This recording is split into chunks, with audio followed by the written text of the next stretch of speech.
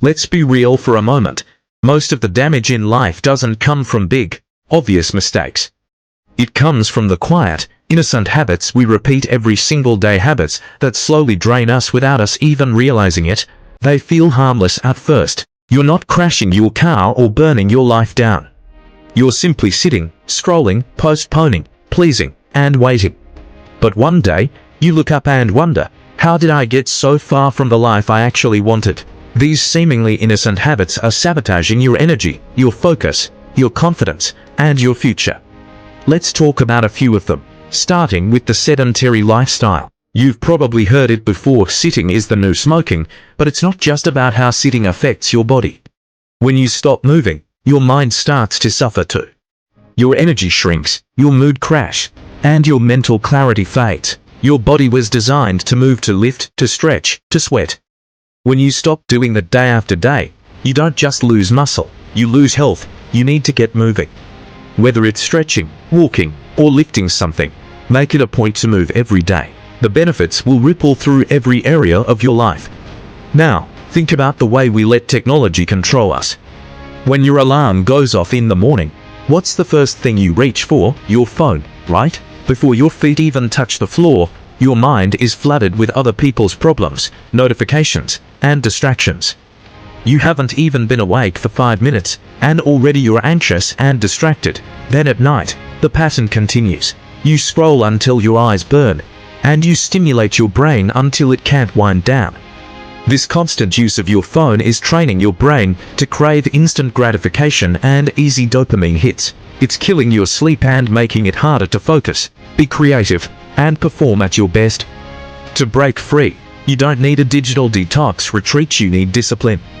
Treat your phone like a tool, not a babysitter. Create space before you consume and start prioritizing your mental peace. Next, let's talk about sleep.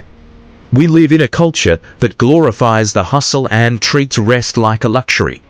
But here's the truth, sleep isn't optional. It's the foundation of everything you do. Skipping sleep doesn't just make you tired. It wrecks your hormones, messes with your memory, and shrinks your brain's ability to manage emotions and stress. When you don't get enough sleep, you're not just sluggish, you're resentful. You become short-tempered, second-guess decisions, and overreact to the smallest things. The solution: prioritize sleep.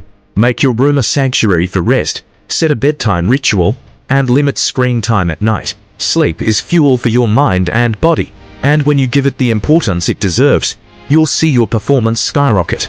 Now, let's address procrastination. We've all been there, saying I'll do it later, but later usually turns into never, and then it turns into regret.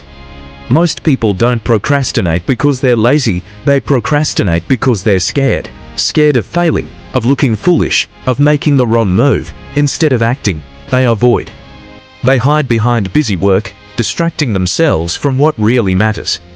The longer you wait to take action, the bigger the task becomes in your mind. What was once a small step now feels like a mountain. So stop waiting for the perfect moment to start. You won't ever feel ready. Start small, send the email, make the call, write the first sentence. Don't aim for perfection, aim for progress. Every small step builds momentum, and momentum is how you win. Finally, there's the habit of always putting others before yourself. It's noble to be kind, generous, and selfless, but constantly putting everyone else's needs ahead of your own isn't kindness, it's self-sabotage. You say yes when you want to say no. You stay quiet to avoid conflict, and you play small to make others feel comfortable. And over time, you start to lose yourself. You forget what you want, how to set boundaries, and how to say no. You begin resenting the very people you wanted to help because deep down, you know you're betraying yourself. The truth is, you can't pour from an empty cup. You need to put yourself back on your own priority list. Saying no isn't selfish, it's necessary for your own well-being. When you reclaim your boundaries and prioritize yourself, you become better for everyone around you.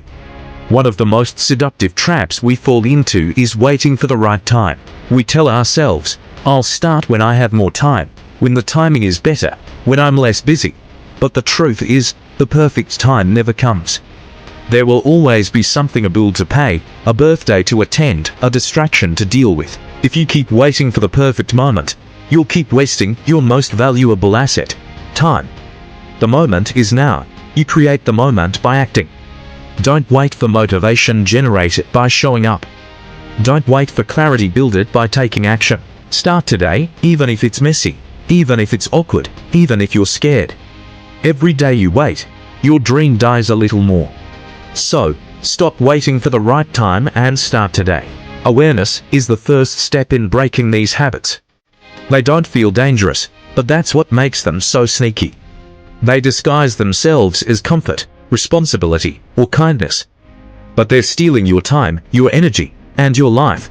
The good news: you can flip the script, move more, sleep better, do the hard things now, and protect your peace. Start before you feel ready. You don't need to be perfect. You just need to be intentional. The life you want isn't a product of luck or timing. It's a result of the small decisions you make every day. So, stop drifting, start doing, and make one change today. Not tomorrow, not someday, today. Take action and start becoming the person you were always meant to be.